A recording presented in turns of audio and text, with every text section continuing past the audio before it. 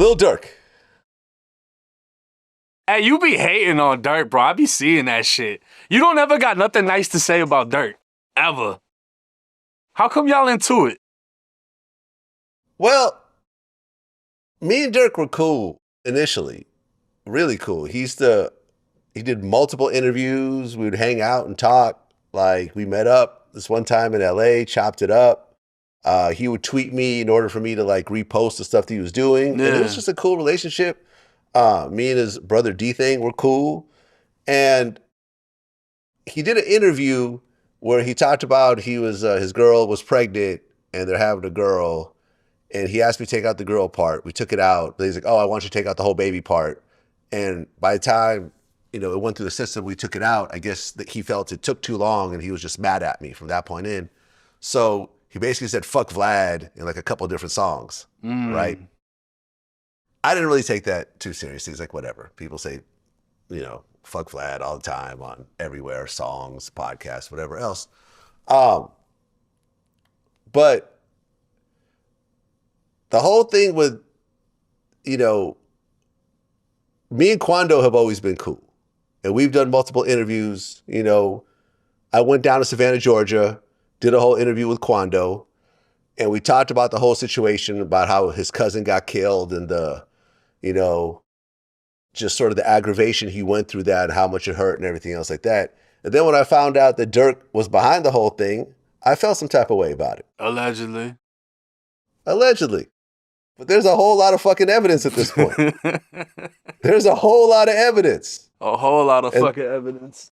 Yeah, there's a lot of evidence. Now look, if it comes out, look, he's got Drew Finley representing him, right? That's my man. I interviewed him. Me and him talk. Like, he's also NBA YoungBoy's lawyer. Yeah. Just it's a bad very ironic. Right, yeah, the two guys crazy. at the center of the beef are being represented by the exact same lawyer. Get a check from both of them.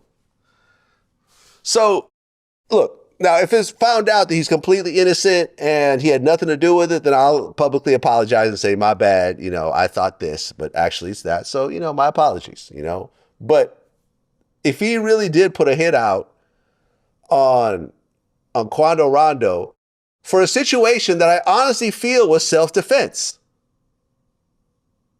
Like, I honestly, truly, in my heart, feel, and I interviewed Lul Tim. Yeah. We went through the whole story. Lil Tim was not charged because of Georgia's stand your ground law. King Von was the aggressor. Right. He jumped on Quando for essentially no reason and attacked him, and he got killed by his security. If some guy that's bragging about being a serial killer jumps on me, I would expect my security to pull out a gun and kill him. Because I would assume this ain't gonna be just a fist fight. But how can you assume that they're not gonna want to kill you after that though? Because no matter what, they still took a L, and you're talking about killers, bro. It's like you're talking about people that grew up smacking shit. So it's like it doesn't really matter how he got killed. It's the fact that he's dead, and you had an involvement, whether he started it or not. Then it just turns into what it turns into. I think if you're a guy that's living in poverty and you're surviving off of crime, off of shooting people, robbing people, and a bunch of guys are looking at you like, yo, they just killed your man, your street rep is now on the line for you to retaliate and so forth. Okay, I kind of understand that frame of thinking. When you're worth tens of millions of dollars, you're a major music star, you have a bunch of kids, you have a completely legitimate career, every major rapper is working with you, you have a bright future, you're creating multi-generational wealth. You need to leave that mentality behind you and say, look, my friend King Von started something that someone else finished. It was his fault. He was the aggressor. If he never touched this guy, we'd be doing shows together right now. It was his fault. Instead of, okay, now I gotta slide for Von. I gotta get revenge. I gotta revert to Lil Durk 15 years ago. I'm not gonna accept that. I'm just not gonna accept the lack of logic and the lack of maturity.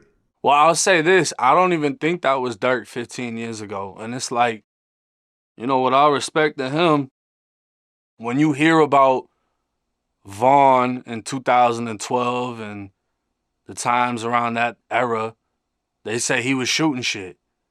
You don't really hear the same story about Durk. So, in my opinion, one of the strongest drugs that people get addicted to is power. And you really don't understand how it feels until it hits. You can see it when you go to prison and you see some of these correction officers that you can tell were fucking nerds their whole life. But when they get that little officer badge and gas and the power to cuff you, beat you, do this and that, you see how that power consumes their persona. So when you get rich as fuck, and now you have the ability to, hey, take that. That ain't nothing but a chain. Take that, get rid of him. It's power, bro.